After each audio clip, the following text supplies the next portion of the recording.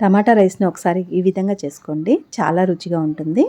Stove పై ఒక గిన్నె పెట్టి దాంట్లో 1 చెంచా ఆయిల్, 1 చెంచా నెయ్యి వేసుకోవాలి. ఇది వేడైన తర్వాత కొన్ని బిర్యానీ దినుసులు వేసుకోవాలి. ఇవి వేగిన తర్వాత సన్నగా పొడవుగా తరిగిన పచ్చిమిర్చి వేసుకోవాలి. ఇవి కూడా వేగిన తర్వాత కొన్ని గ్రీన్ పీస్ వేసుకొని వేయించుకోవాలి. ఇప్పుడు కొంచెం అల్లం వెల్లుల్లి పేస్ట్ వేసి వేయించుకోవాలి. ఇవన్నీ వేగిన తర్వాత కొంచెం సన్నగా తరిగిన కొత్తిమీర వేసి వేయించుకోవాలి.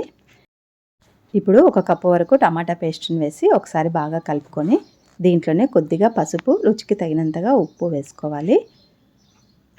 అలాగే కొద్దిగా కారం, 1 చెంచా వరకు ధనియాల పొడి, 1 అర చెంచా వరకు గరం మసాలాను కూడా వేసుకొని ఒకసారి బాగా కలుపుకోవాలి.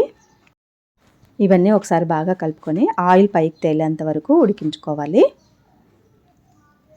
ఇలా ఉడికిన తర్వాత ముందుగానే కడిగి పెట్టుకున్న బియ్యాన్ని వేసుకొని ఒకసారి బాగా కలుపుకోవాలి.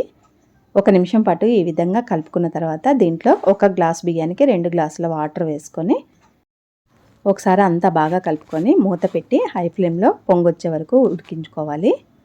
ఒక పొంగొచ్చిన తర్వాత ఒకసారి కలుపుకొని ఉప్పు సరిపోయిందో లేదో చూసుకొని మూత పెట్టి మళ్ళీ ఒక 5 నిమిషాలు ఉడికించుకోవాలి. ఈ విధంగా కొంచెం వాటర్ ఉన్నప్పుడే సన్నగా తరిగిన కొత్తిమీరని వేసుకొని ఒకసారి కలుపుకోవాలి.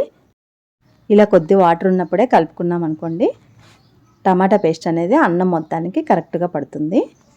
మూత పెట్టేసి మళ్ళీ ఒక 5 నిమిషాలు మగ్గించుకున్నామంటే పొడి పొడిగా ఎంతో టేస్టీగా ఉండే టమాటా రైస్ రెడీ అయినట్టేనండి. పైనుంచి సన్నగా తరిగిన కొత్తిమీర చల్లుకుంటే మనం రైతాతో దీన్ని సర్వ్ చేసుకోవచ్చు. ఒకసారి ట్రై చేయండి, నచ్చితే లైక్ చేయండి. Thank you.